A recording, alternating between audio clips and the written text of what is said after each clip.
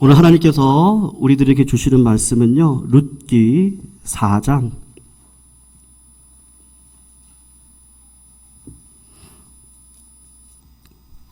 13절에서 17절까지 말씀입니다.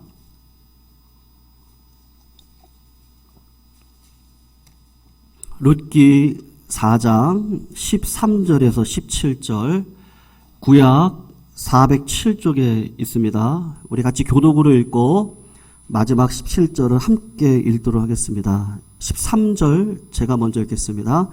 이에 보아스가 룻을 맞이하여 아내로 삼고 그에게 들어갔더니 여호와께서 그에게 임신하게 하심으로 그가 아들을 낳은지라.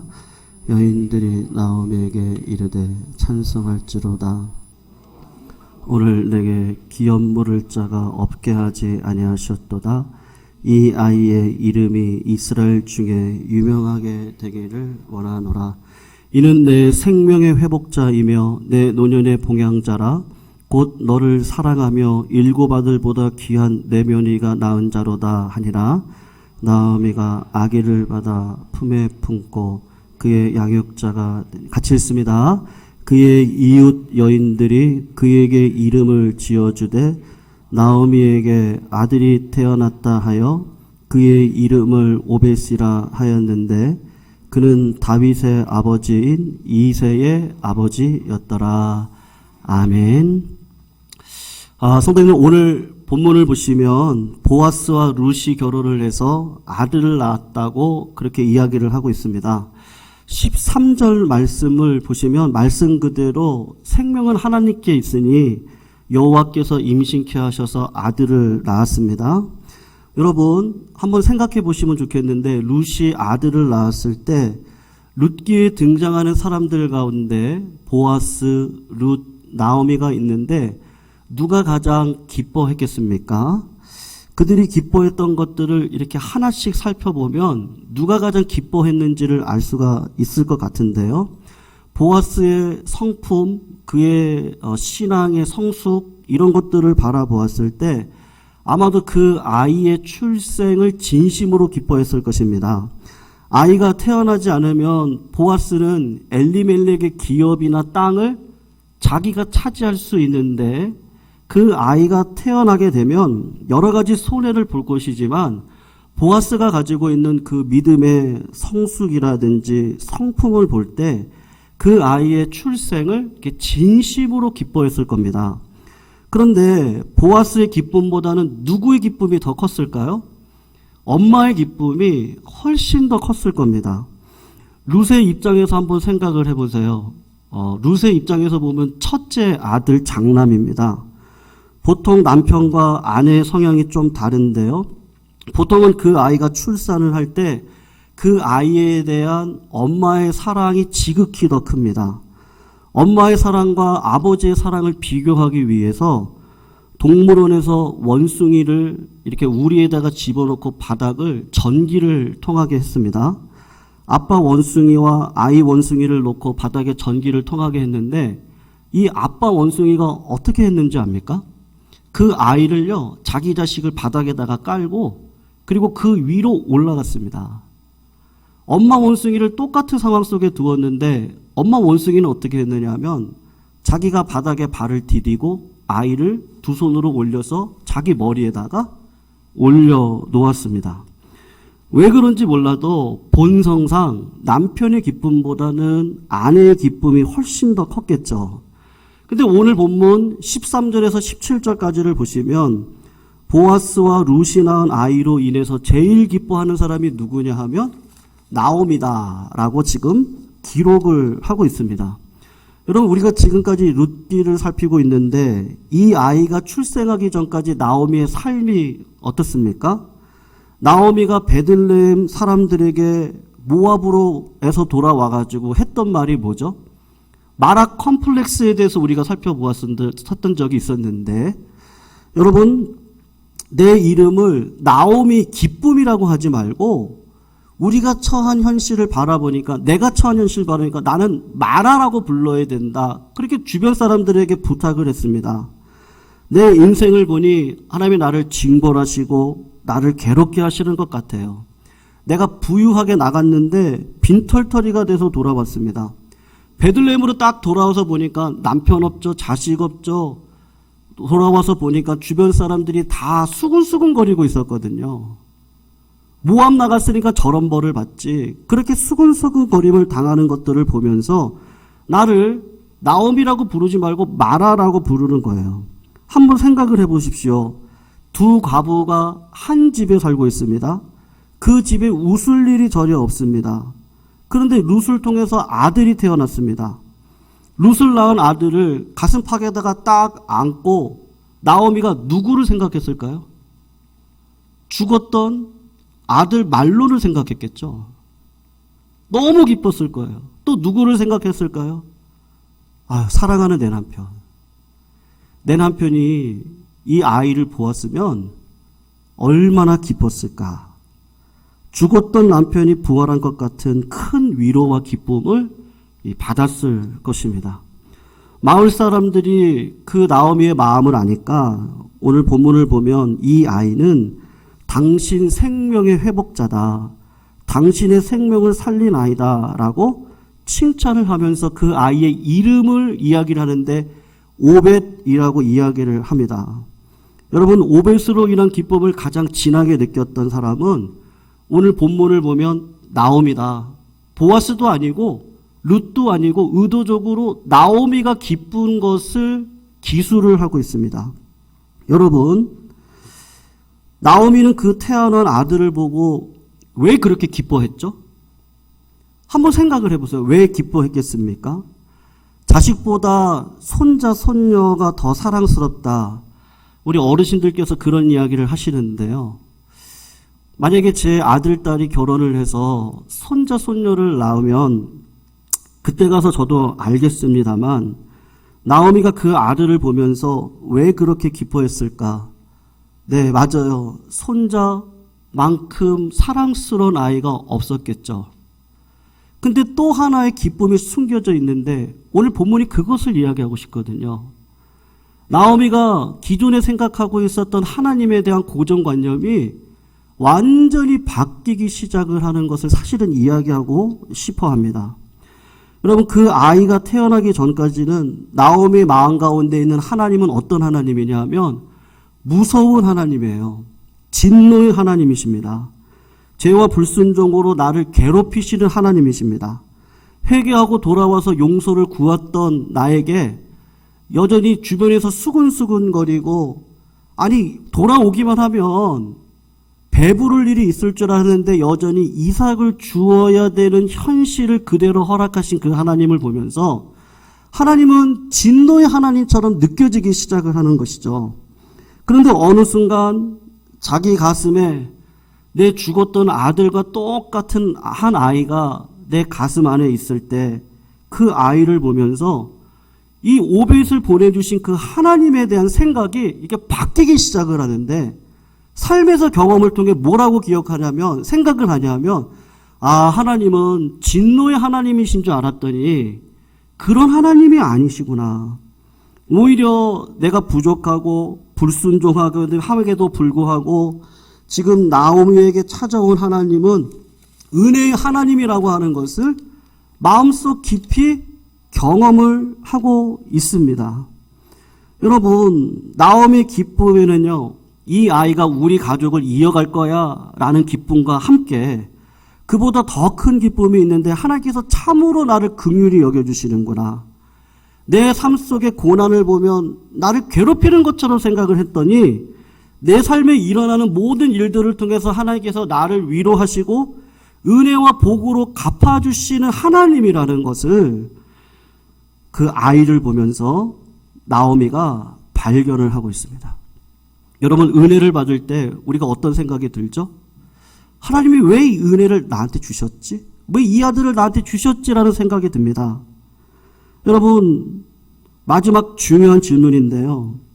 그렇다면 하나님께서 그녀에게 이런 은혜와 축복을 주시기로 언제부터 예정하시고 언제부터 계획하시고 언제부터 작정하셨겠습니까?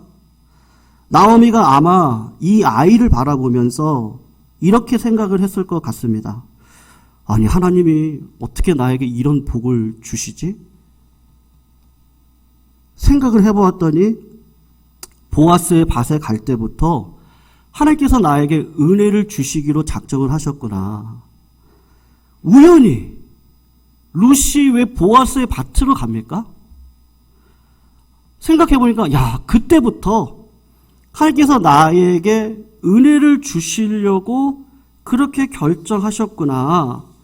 며느리의 발걸음을 보아스의 밭으로 인도하신 그때부터 진노를 거두고 불순종과 나의 실수를 은혜로 갚아주시는구나. 그렇게 처음에는 생각을 했겠죠. 근데 또 생각을 해보니까요. 그렇지. 내가 모압 땅에서 돌아오지 않았다면 보아스의 밭으로 들어갈 수 있었겠습니까? 하나님께서 나에게 은혜로 갚아주시기로 작정을 했던 때는 내가 모압 땅에서 회개하고 돌아오려고 하는 그 마음이 있을 때 하나님께서 나에게 축복을 해주시기로 작정을 하셨구나. 그렇게 생각이 들었을 겁니다. 그런데 조금만 더 생각을 해보니까 그때 나 혼자 돌아왔다면 이런 복이 하나님께서 주시는 이 아이로 인한 축복과 위로가 내가 받을 수 있을까? 불가능했겠구나. 내가 혼자 돌아오면 이런 일은 일어날 수 없지. 그러면 생각이 어디까지 가죠? 왜 룻이 나를 따라왔지? 그런 의문이 하나님께 드는 겁니다. 여러분, 나오미가 그런 생각까지 갈 때 두 가지 생각까지 할 겁니다. 두 가지 가능성밖에 없는 것인데, 한 가지는 왜 룻이 따라왔을까? 착하기 때문이에요. 홀로 된 시어머니를 절대 버려둘 수 없다는 그 마음을 가지고 룻이 나를 따라왔구나. 그렇게 생각을 했을 겁니다. 그런데 그것만으로는 설명이 안 되는 거예요. 왜 그렇습니까? 룻이 했던 말이 있기 때문에 그런 것이죠. 룻에게 어떤 마음이 들었는지 자기 나한테 뭐라고 얘기를 했냐면, 어머니, 내가 죽으면 죽겠습니다. 어머니와 함께 가겠습니다. 어머니의 백성이 나의 백성이 되고 어머니 하나님이 나의 하나님이 될 것입니다. 그렇게 고집을 부리면서 나를 따라온 그 룻의 그런 마음을 먹은 것 자체가 하나님의 은혜가 아닐까라는 생각을 하게 되는 겁니다. 여러분, 한번 생각을 해보세요. 언제부터 하나님께서 나오미에게 은혜를 주시려고 작정했을까요? 제가 지금 네 가지를 말씀드렸는데 1번입니까? 2번입니까? 3번입니까? 4번입니까? 역시 대답이 없으시죠? 우리는 몰라요. 하나님의 은혜를 생각할 때 그것이 하나님의 은혜다, 뒤를 돌아놓고 하나님의 은혜다라고 경험할 뿐이지, 우리가 하나님의 머릿속에 딱 들어가가지고 하나님께서 그때부터 나를 향한 진노를 거두시고 그때부터 이런 은혜를 베푸기를 결정하셨구나, 그래서 룻의 마음을 하나님께서 감동시키셔서 따라오게 하셨구나, 우리는 그것을 알 수가 없습니다. 여러분, 제가 청년부 담당 목사로 사역을 했던 적이 있었는데요. 청년들하고 성경 공부를 하면서 한 청년이 2년 동안 저한테 끊임없이 했던 질문이 있었는데, 그게 뭐냐 하면, 목사님, 하나님의 섭리와 하나님의 우리에게 허락되어지는 이 자유의지 있잖아요. 내 의지. 하나님의 섭리와 자유의지가 어떤 관계가 있습니까? 하나님의 은혜, 하나님의 작정, 이 땅은 다 하나님의 뜻대로 되어지잖아요. 선생님 믿으시죠? 하나님의 뜻대로 되어지는 걸 믿으시죠? 하나님의 뜻대로 되어집니다. 그러면 이 청년의 생각은 그런 거예요. 그러면 내 의지는 뭐죠? 하나님의 뜻대로 될 건데 내 의지는 어디까지 작동을 해야 되는 것입니까? 그 질문을 하는 거예요. 왜 그러냐 하면, 하나님을 잘 믿고 걸어가는 저희들에게도 갑자기 제가 금요일날 말씀드린 것처럼 병마가 찾아오기도 합니다. 그리고 믿지 않는 세상 사람들을 바라보았더니 오히려 그들은 더 잘 살고 있는 것 같아요. 그러니까 하나님이 없는 것처럼 보여져요. 그러면 당장 어떤 생각이 들죠? 그러면 나는 하나님의 작정과 뜻과 사랑 가운데 있는 것이 아닌가? 그런 생각이 들어서 그러면 내가 열심히 공로를 쌓으면 하나님께서 나에게 복을 주시나? 그 과정을 이 청년이 경험을 한 겁니다. 그러면 말씀대로 살아가면, 내가 열심히 기도를 하면 하나님께서 내 앞길을 열어주실 거야. 근데 오리무중이에요. 지금도 코로나19로 우리 젊은이들이 직장 잡는 것도 어렵고, 결혼은 이미 7포, 10포, 포기 가운데 하나가 결혼입니다. 애 낳는 거 이젠 다 포기하려고 하는 세대 속에 저희들이 살아가고 있습니다. 예수 믿는 자녀들에게도 그런 동일한 포기하고 싶은 마음들이 들어옵니다. 하나님, 내가 열심히 40일 금식 기도했잖아요. 봉사했잖아요. 근데 내 친구 예수 믿지 않는 자들은 왜 저렇게 잘 살죠? 왜 더 잘 나갑니까? 하나님께서 우리를 책임져 주신다 그러는데, 그러면 내가 했던 그동안의 봉사와 기도와 헌금과 주일 성수와 이 모든 것들은 다 어떻게 되는 거예요? 이 관계가 어떻게 되는 거죠? 어디까지가 내가 하면 언제부터 하나님께서 그 복을 주시는 거예요? 하나님의 섭리가 어디에 있습니까? 그 이야기를요, 이해가 안 되니까 2년 동안 무슨 성경 공부를 하든지 마지막에는 목사님, 하나님의 섭리와 내 의지는 어디까지 관계가 있는 거예요? 꼭 물어봐요.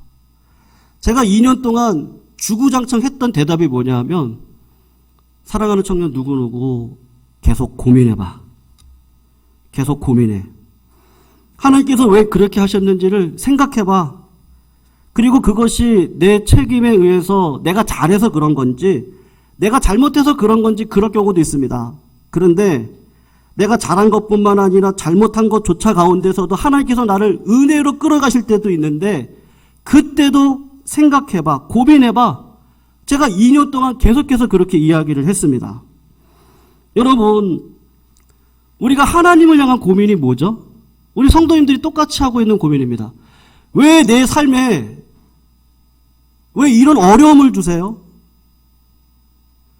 왜 계속해서 일이 안 풀려가죠? 하나님, 내가 믿음으로 살아가고 있습니다. 여러분, 우리 교회도 믿음으로 살려고 발버둥 치시는 성도님들이 얼마나 많으신지 몰라요.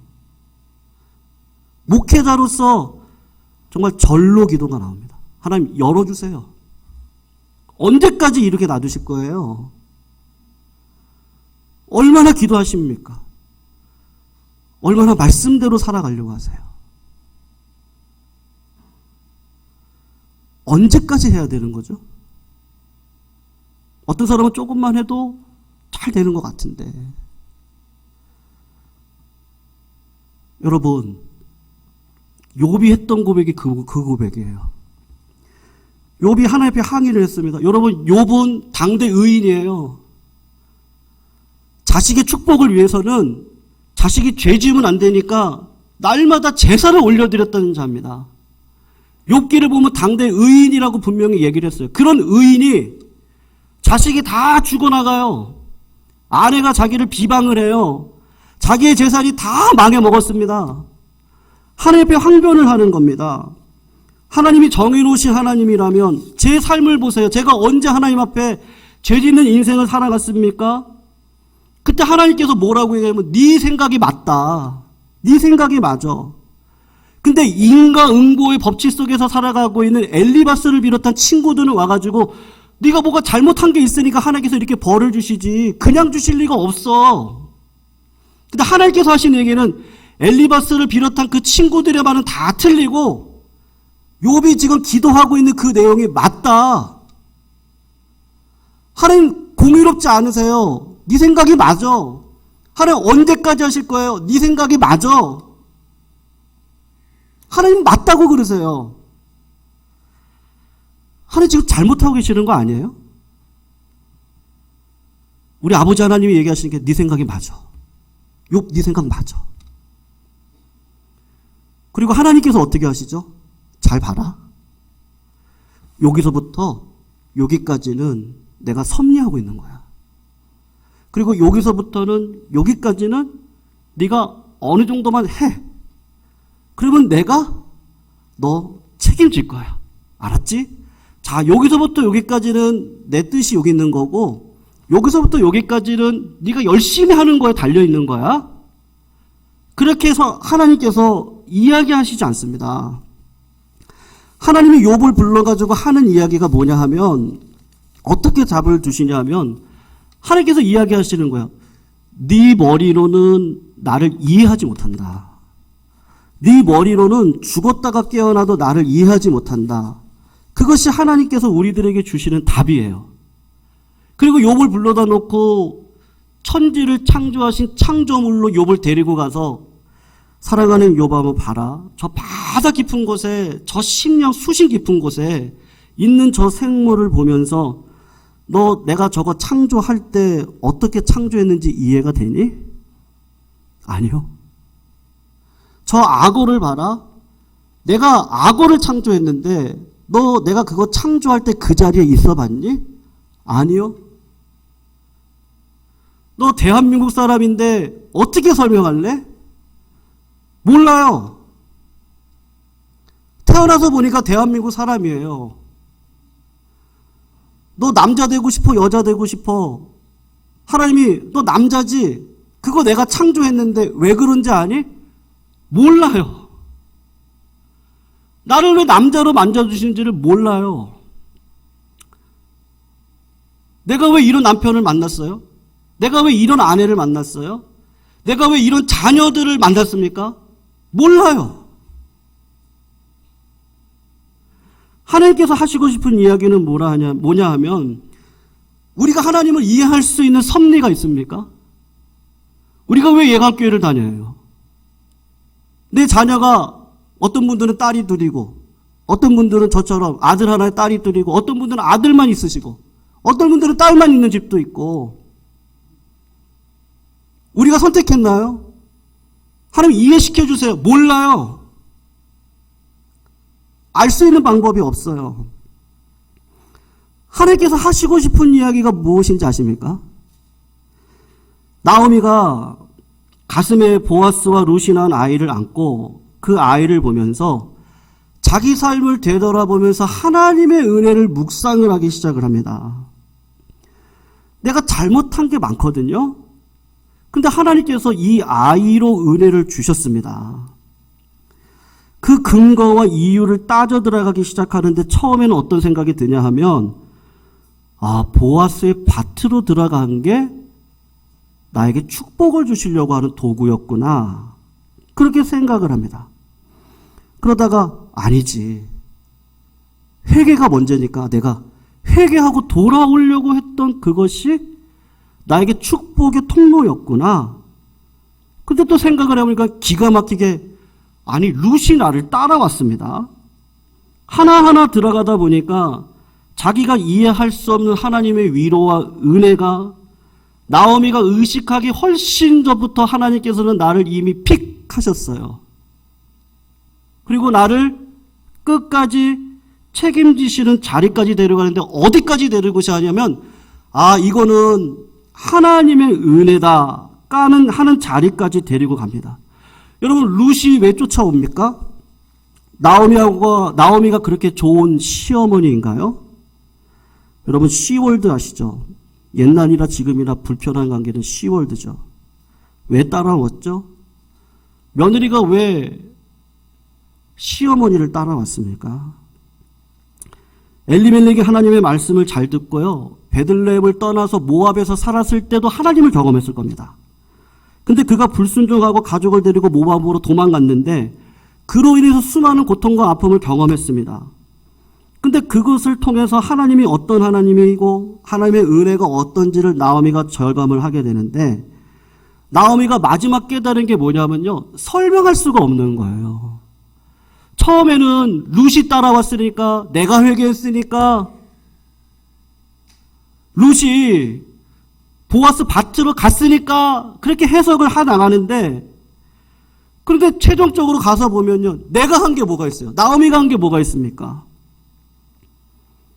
나오미는 돌아와서 나오미 말할 콤플렉스 그냥 나 여기서 죽을 거야. 이 망할 놈의 세상, 이 지옥과 같은 세상 나 여기서 죽을 거야. 그리고 돌아왔어요. 아무것도 안 했어요. 근데 하나님이 룻의 마음을 움직이시고 보아스의 마음과 합하게 하시고 그렇게 해서 살아가도록 하셨어요. 여러분, 로마서 하는 얘기가 이 얘기입니다. 은혜가 어디에 더 충만하죠? 하나님의 은혜가 어디에 있을 때 더 충만합니까? 죄가 가득한 곳에 은혜가 충만합니다. 그리고 사도 바울이 하고 싶은 얘기가 그겁니다. 하나님의 은혜를 아는 너희들이 또 그 죄로 들어갈 수 있니? 없어요.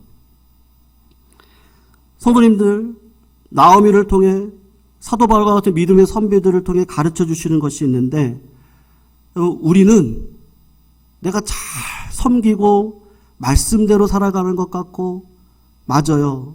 저도 하루에 2시간씩 기도하려고 해요. 기도하려고 합니다. 그런데도 불구하고 예수님의 모범을 따르지 않고 교만, 또 일락을 추구하고 싶은 마음이 우리 가운데 있는데, 하나님께서는요 어떻게 인도해 가시느냐면, 나오미가 한 게 아무것도 없어요. 그냥 돌아와서 죽으려고 했는데 하나님은 어떻게 하시죠? 그를 끄집어 내시는 거예요. 그래서 어떤 마음이 드냐면, 하나님이 하셨구나. 하나님이 진짜 살아계시는구나. 하나님이 정말로 선하신 분이시구나. 정말로 인자하신 분이시구나.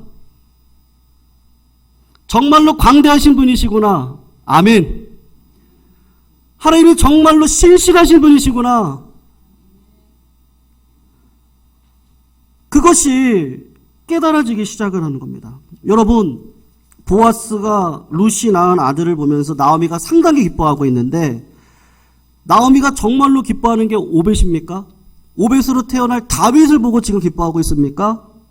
성경에서 지금 이야기하고 싶은 것은 나오미의 기쁨이 어디서부터 오냐 하면, 그 안겨져 있는 아이를 보면서 내 상황이 지금 힘들고 어려웠던 상황 속에서 나는 아무것도 한 게 없어요.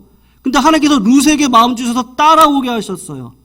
룻이 신실한 자매로 삶을 살아가게 하셨어요. 거기서 보아스를 만나게 하신 분은 하나님이셨어요. 내가 한 게 뭐가 있어요? 나오미가 한 게 뭐가 있어요? 무슨 얘기죠? 마지막으로 그 고백. 하나님이 내 아버지네. 나는 그의 자녀네. 아버지가 둘째 탕자가 아버지 예산 가지고 도망갈 때, 그래 너 가. 근데 아버지는 어떻게 있죠? 신발을 벗고 바깥에서 기다리고 있어요. 왜냐면 아들 돌아올 걸 아니까. 왜요? 내 아들이니까요. 아들은 힘들고 어려울 때 아버지를 생각하게 되어져 있어요. 부모님을 생각하게 되어져 있어요. 저도 힘들고 어려울 때는요, 부목사 시절에 제가 우리 동준 형제한테도 가끔 이야기를 했는데, 리더 모임 할 때 힘들고 어려우면 부모님 찾아갑니다. 왜 그런지 모르겠어요. 그 부모님 찾아가요. 찾아가서 그냥 이렇게 저렇게 얘기하고 보면 마음이 풀려요. 그리고 부모님이 신앙생활 해보셨으니까, 야, 이거는 이거 같다. 이렇게 하는 것 같다. 믿음으로 살아가는 거 이런 것 같다. 그런 얘기를 딱 듣고 나면 힘이 얻어지더라고요. 그리고 어떤 마음이 드냐면, 기도해야지. 기도해야지. 그 마음이 들거든요. 여러분, 이 수많은 고난과 아픔의 과정에서 이 고난을 진짜 이길 수 있는 게 뭐예요? 돈 많이 벌면 고난 이깁니까? 그 죽음의 문제는 돈으로 살 수 있습니까? 하나님께서 진짜 원하시는 진짜 복, 진짜 치료제, 하나님을 내 아버지라고 확인할 수 있는 방법이 예수 그리스도밖에 없거든요. 그 주님이 이 땅에 오신 이유는 그거 하나예요. 하나님이 내 아버지예요. 지금의 힘들고 어려운 상황을 우리가 어떻게 해석을 해요? 내 가정 가운데 있는 그 아픔을 어떻게 해석해요? 자식이 나보다 먼저 떠난 가정도 있습니다. 지금도 병마로 고생하고 있는 우리 가정들이 많습니다. 지금도 하나님 언제까지예요? 기도하고 있는 성도님들이 많이 계십니다. 근데 그 문제를 어떻게 풀어요? 풀 수 있는 방법이 없어요. 딱 하나. 하나님께서 고난과 아픔 속에서도 계속해서 우리들에게 내가 너 아버지야. 그 신기해요. 내가 그렇게 기도 많이 하지 않았거든요. 근데 피할 길을 주세요. 처음에 내가 내 기도 때문에 그런 줄 알았어요. 근데 알고 봤더니 부모님의 기도예요. 아, 부모님의 기도인 줄 알았어요? 알고 봤더니 하나님 보좌 우편에서 나를 위해 기도하시는 예수 그리스도 때문이었어요. 그 주님을 통해서 누구를 알아요?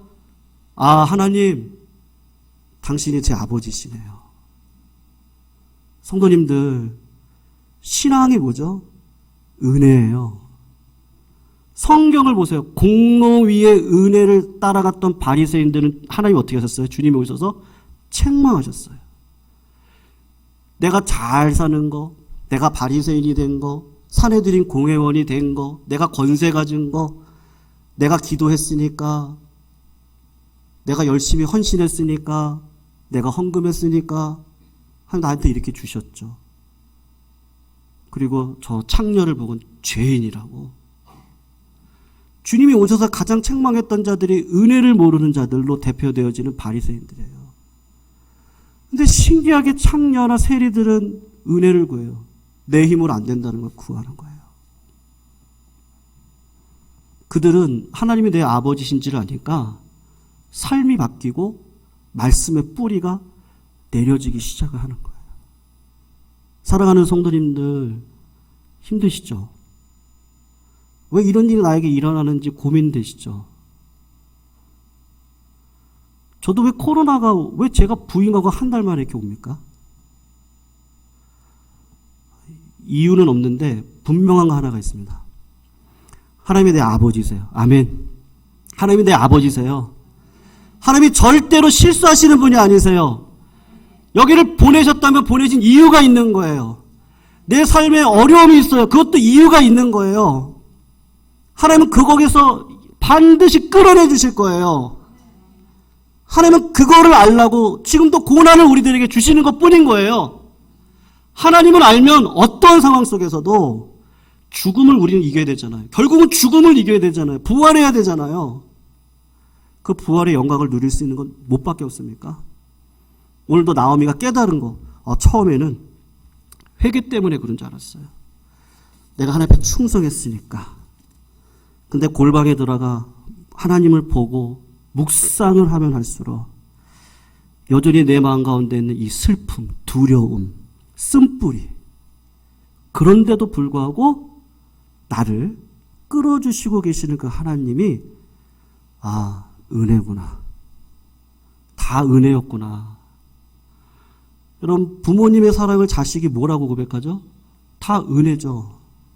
핏덩이로 태어난 나를 부모님은 자식이라는 이유로 다 책임져 주시죠. 90 먹은 아버지가 60 먹은 아들에게 야, 너 나갈 때 조심해라. 60이나 먹었던 아들을요. 아버지니까.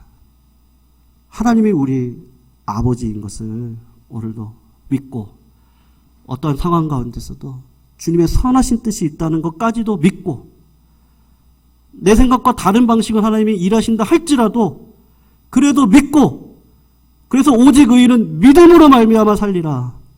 영적으로 거듭나서 보니까 하나님이 내 아버지인 거야. 믿음으로 살면 지금 이 세상에서 안 채워주셔도 내가 하나님과 동행하니까 저 하늘나라 가서도 하나님과 영원히 동행하고 거기는 죄가 없어요. 아픔도 없어요. 죽음도 없어요.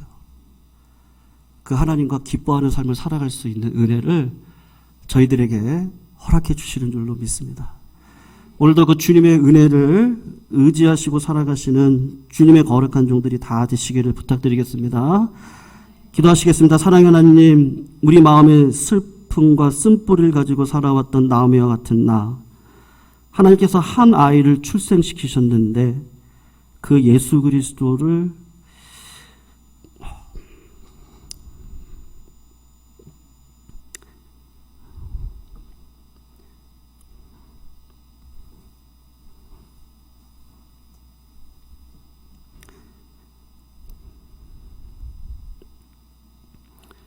믿음의 눈으로 볼 수 있는 은혜를 주셨습니다.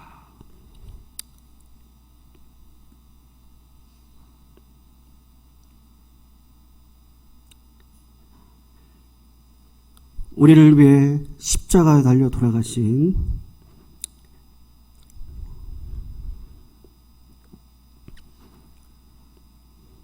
그 주님을 보면서 나오미가 믿음의 눈으로만 볼 수 있는 하나님의 은혜를 받던 것처럼 우리가 하나님의 은혜 위에 은혜, 그것이 보아스와 룻을 통해서 나왔던 오벳인 것처럼 예수 그리스도의 그 아기를 탄생하고 그 아기를 통해 하나님 되게 하신 것을 알고 하나님이 나의 아버지이셔서 우리 성도님들의 힘들고 어려운 상황 속에서도 진짜 치료자 되시는 예수 그리스도 의지하고 믿음으로 이길 수 있는 은혜가 넘쳐날 수 있기를 주님 원합니다. 하나님, 우리들의 삶에 너무 힘들고 어려운 일들이 있습니다. 언제까지입니까? 참고 기다리고 있습니다. 아버지께서 피할 길도 주시고 오늘 나옴에게 있었던 축복처럼 우리 성도님들이 다 피할 길을 경험하고 역사적인 현실에서 하나님의 살아계심을 경험할 수 있는 믿음의 길을 다 걷기를 원합니다. 하나님, 그런 축복받아 하나님만 자랑할 수 있는 우리 성도님들이 다 될 수 있도록 주님께서 은혜를 베풀어 주시옵소서. 예수 그리스도의 이름으로 간절히 기도 올려드려나이다. 아멘. 우리